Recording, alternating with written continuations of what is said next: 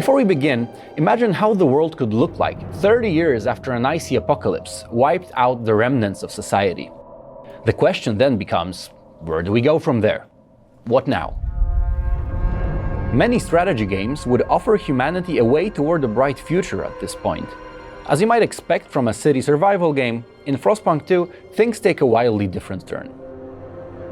Frostpunk 2 begins when the captain, the leader we remember from the first game, dies. After his passing, the new leader picks up the mantle of governing a metropolis nestled in the frozen wastes.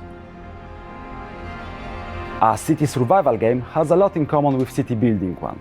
In Frostpunk 2, you expand your city by building entire city districts. The latter serve different purposes, for example, production or extraction, and need at least a few cells of space to construct. Yet this is where the survival aspect takes precedence over building. The world of Frostpunk 2 might be a clean slate, but it's far from safe. That's why you have to think strategically while placing your districts.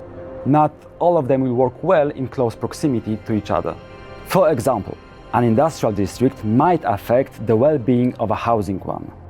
Increasing pollution level might contribute to rising tension among your citizens, and in effect, cause them to take to the streets. And that's not all. Building districts in certain areas might provide you with additional benefits. To mention just one, places shielded from the wind enjoy a special heat bonus. And this is a trait not to be treated lightly in a world ruled by an ever-present cold that might prove deadly. Let's take a look at communities and factions in Frostpunk 2. Because what sets this game apart from other strategy games is that, as a steward, you don't really wield absolute power. The sheer need for survival is no longer a common goal that binds society in Frostpunk 2. Now, people divide into communities, with different, often conflicting worldviews. You have to take into account while governing your city.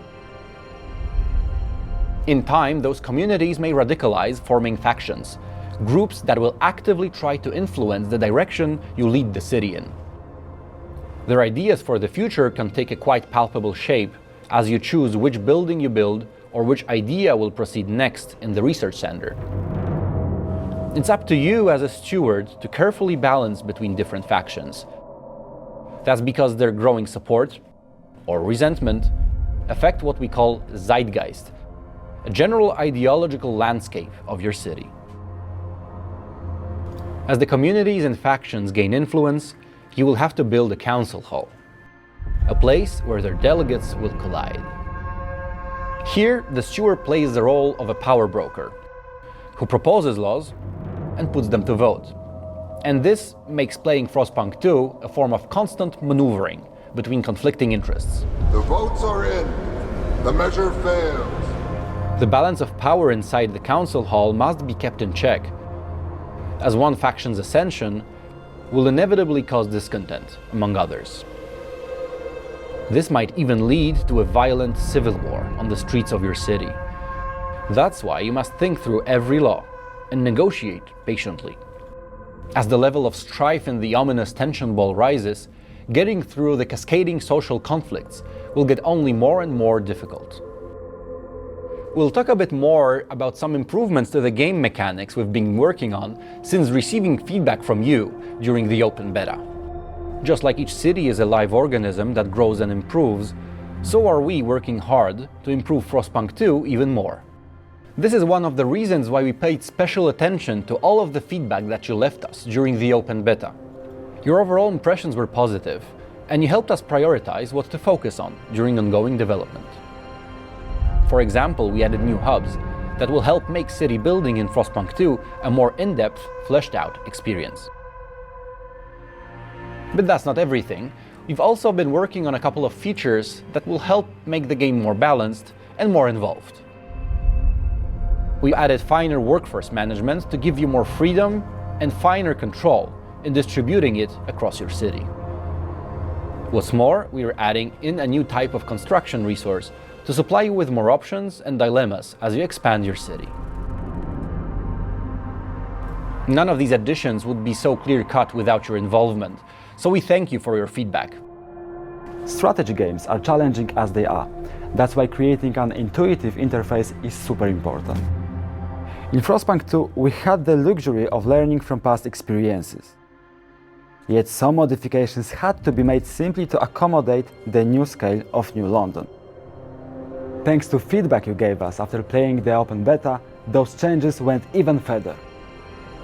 New buttons and menus will make your life easier during basic city management.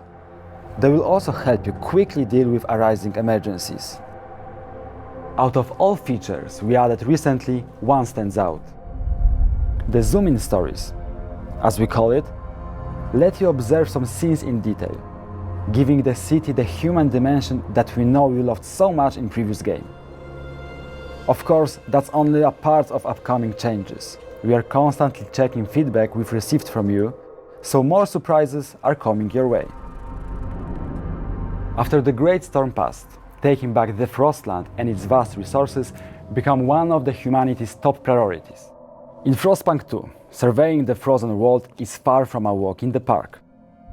The Frostland is divided into territories with different difficulties to explore.